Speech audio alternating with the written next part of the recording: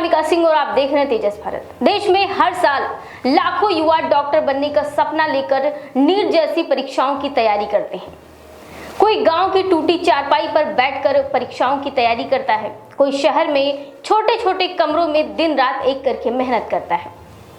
माँ बाप अपनी जमीन बेच देते हैं, कर्ज उठा लेते हैं सिर्फ इसलिए कि उनका बच्चा बड़ा होकर एक दिन डॉक्टर बन सके। लेकिन जब वही परीक्षा भ्रष्टाचार, पेपर लीक और सिस्टम की लापरवाही की भेंट चढ़ जाए तो सिर्फ एक एग्जाम रद्द नहीं होता है। और कब तक सरकार जांच होगी, कार्यवाही होगी, दोषी नहीं बचेंगे जैसे खोखले बयान देती रहेगी। आज देश में जो हो रहा है वो आत्महत्याएं नहीं है, ये संस्थागत हत्याएं हैं। ये उस सिस्टम की हत्या है जिसने बच्चों को उम्मीद दी, फिर वही उम्मीद छीन ली।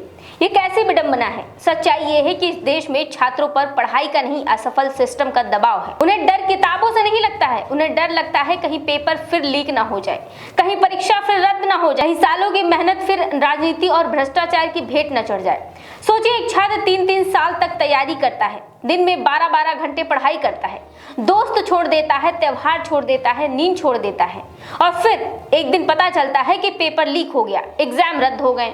उस पर सिर्फ परीक्षा रद्द नहीं होती है, उस बच्चे का आत्मविश्वास टूटता है, उसके माँ बाप की उम्मीद टूटती है, उसकी मानसिक स्थिति बिखर जाती है। लेकिन सरकार के लिए ये सिर्फ प्रशासनिक प्रक्रिया नहीं है। देश में नीट सिर्फ एक परीक्षा नहीं है, ये मानसिक युद्ध बन चुकी है। हर साल लाखों बच्चे नीट की तैयारी करते हैं, कोचिंग माफिया अरबों कमा रहे हैं, पेपर माफिया करोड़ों में सौदे कर रहे हैं और छात्र फांसी के फंदे पर झूल रहे हैं। और सबसे शर्मनाक बात तो यह है कि हर बार वही स्क्रिप्ट दोहराई जाती है। पेपर लीक होगा, विपक्ष हंगामा करेगा, सरकार जांच बैठाएगी, कुछ छोटे आरोपी पकड़े जाएंगे और फिर मामला ठंडा पड़ जाएगा। लेकिन जिन बच्चों की जान चली गई है वो वापस आएंगे।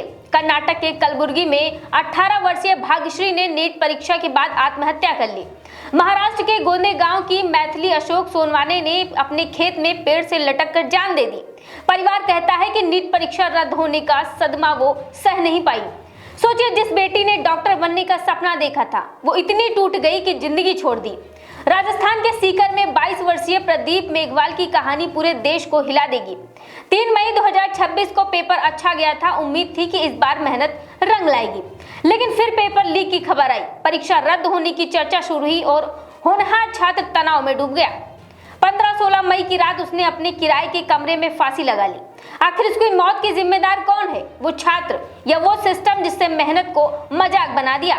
उत्तर प्रदेश के लखीमपुर खीरी में कृतिक मिश्रा ने भी इसी निराशा में जान दे दी। गोवा में एक छात्र ने सुसाइड नोट पर लिखा कि अब नहीं देनी प्रतियोगी परीक्षा।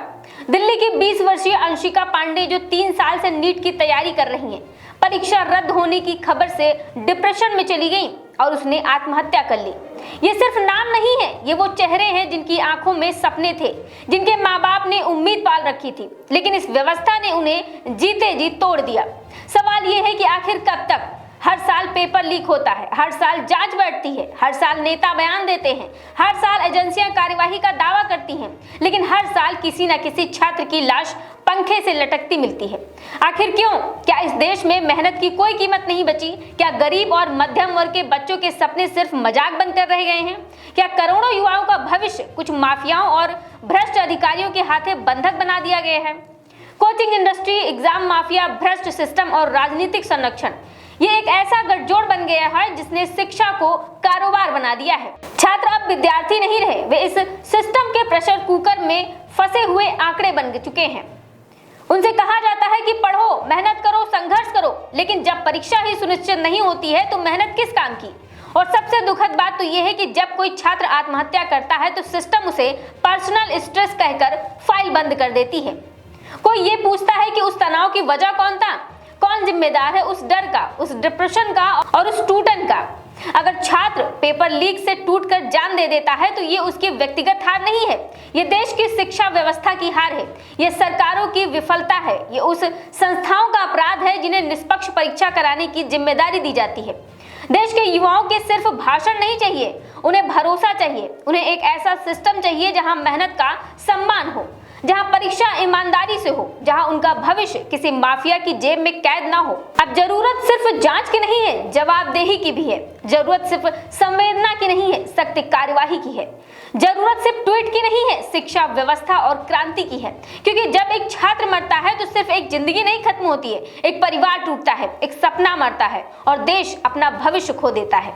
याद रखिए, पेपर लीक सिर्फ एग्जाम नहीं चुराता है, वो बच्चों का भरोसा, उनका आत्मविश्वास और कभी कभी उनकी जिंदगी भी छीन लेता है। ये आत्महत्या नहीं, ये सिस्टमैटिक हत्या है। फिलहाल आपकी इस रिपोर्ट पर क्या राय है, हमें कमेंट बॉक्स में जरूर बताएं।